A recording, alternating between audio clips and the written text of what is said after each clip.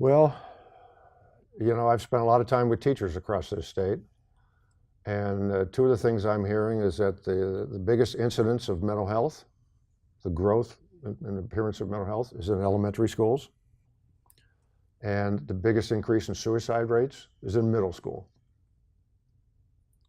So you have some challenges. And this governor and this legislature, this last session, signed a bill to study what to do about youth mental health. We don't have a system for youth mental health in our state.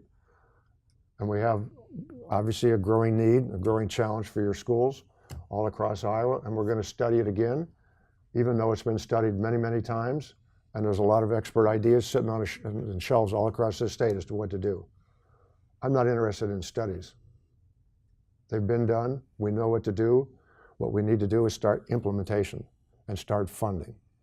We put out a plan last December how to deal with mental health issues based upon traveling all across the state with 6 county sheriffs, a lot of people in schools, a lot of people in mental health, substance abuse issues, parents, children, people suffering from mental health.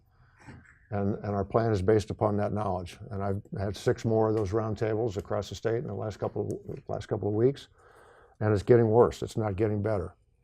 So I want to implement a full spectrum mental health plan that addresses the need for more psychiatrists and psychologists, more long-term acute care beds up at the state level, and a lot more community-based funding. And youth program needs to be in there. It's not acceptable to have no program, no formal program that exists for anybody under age 18.